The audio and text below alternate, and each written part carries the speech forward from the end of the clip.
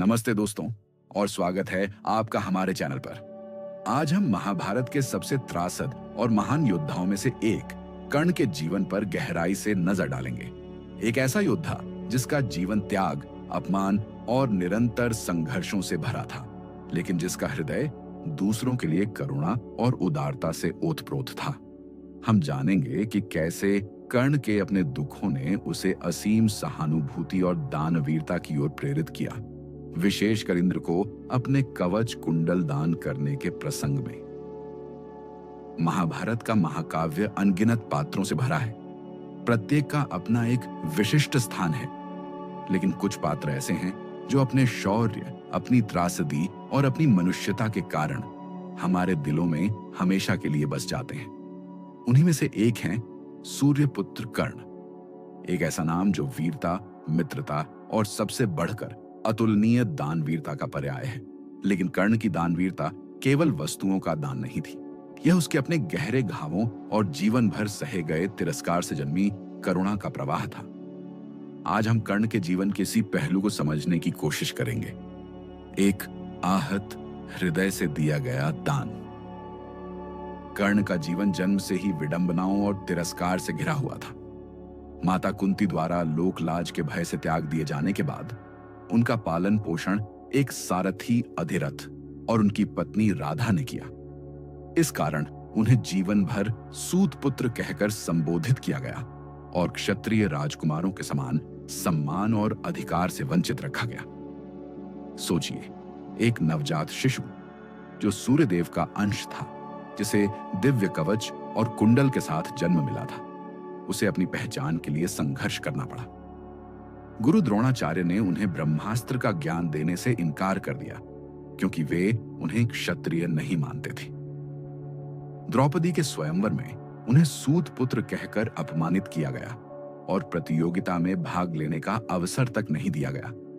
यह निरंतर अस्वीकृति और अपमान किसी भी व्यक्ति के हृदय को कठोर बना सकता है। लेकिन कर्ण के साथ कुछ और ही हुआ। ऐसा प्रतीत होता है कि इन कटु अनुभवों ने उनके भीतर दूसरों के दुख को समझने की एक अद्भुत क्षमता विकसित कर दी।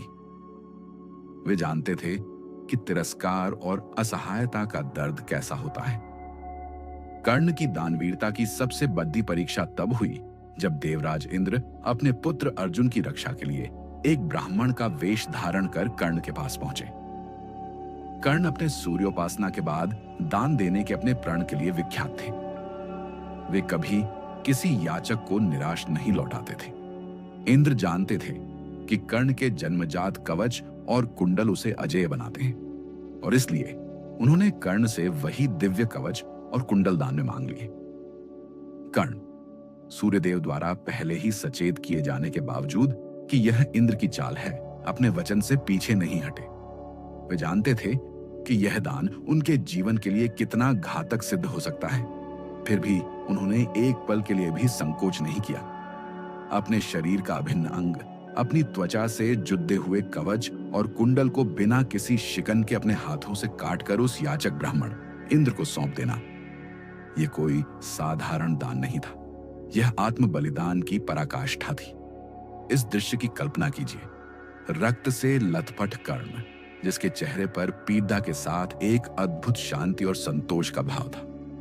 उन्होंने अपना सब कुछ दे दिया, ये जानते हुए भी कि इसके परिणाम उनके लिए कितने भयानक होंगे। अब प्रश्न यह उठता है कि कर्ण में इतनी असीम उदारता और सहानुभूति कहां से आई?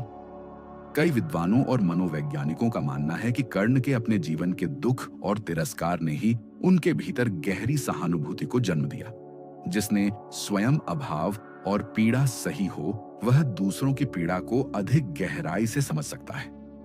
कर्ण ने जीवन भर अपनी पहचान, अपने सम्मान और अपने अधिकारों के लिए संघर्ष किया। शायद इसी संघर्ष ने उन्हें दूसरों की जरूरतों और भावनाओं के प्रति अधिक संवेदनशील बना दिया। जब कोई उनके द्वार पर याचक बनकर आता था, तो शायद वे उसमें अपनी ही छवि देखते थे। एक ऐसा व्यक्ति जिसे सहायता और स्वीकृति की आवश्यकता है।